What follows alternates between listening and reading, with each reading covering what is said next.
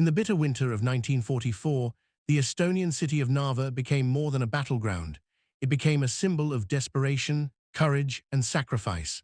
The German Wehrmacht, already battered by the Eastern Front's collapse, faced the unstoppable surge of the Soviet Red Army pushing westward. The outcome of this forgotten clash would ripple far beyond the icy trenches of the Baltic. As the Red Army launched Operation Leningrad Novgorod, its objective was clear: crush the German army group north and open the gateway to the Baltic states. For Hitler, Narva was more than strategic, it was psychological.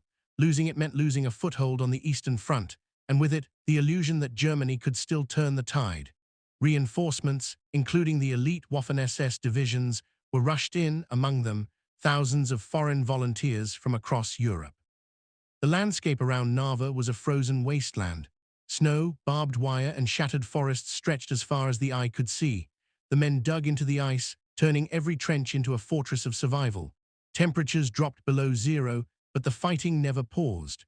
Soviet artillery thundered relentlessly, painting the sky with smoke and fire.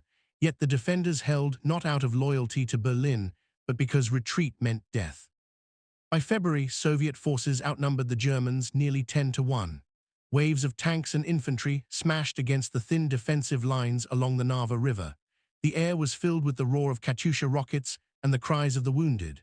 The Germans, supported by Estonian partisans, fought house to house, hill to hill, delaying the inevitable. Each position lost was paid for in blood. Each counterattack bought only a few hours of breathing space. The foreign volunteers, the Norwegians, Dutch, and Danes of the SS Nordland Division, became legends among their comrades. Cut off, surrounded, and with no reinforcements left to send, they fought to the last bullet. Their stand at Narva bridgehead was both heroic and tragic. It was Europe's desperate attempt to halt the red tide, a last stand to preserve a dying front. On the Soviet side, General Leonid Govorov pressed forward with unrelenting force. Stalin demanded victory at any cost. Soviet propaganda hailed Narva as a chance to erase the shame of the 1941 retreat. For the Red Army soldiers, many barely 20 years old, it was revenge for Leningrad, revenge for starvation, suffering, and death.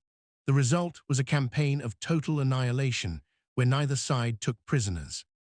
By March 1944, Narva was reduced to ruins. Every building was shattered, every street filled with corpses.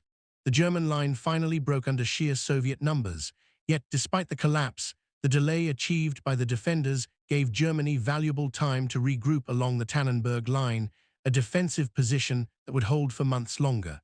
The Battle of Narva became a grim testament to endurance against impossible odds. When the fighting finally ended in August 1944, over 100,000 men were dead, wounded, or missing. The city of Narva no longer existed, only rubble remained where thousands had once lived. Both sides claimed victory, the Soviets for advancing, the Germans for holding so long. In truth, it was a battle neither side truly won. It was destruction for the sake of survival. After the war, the Battle of Narva faded from memory. The victors wrote their histories, the losers buried their dead in silence.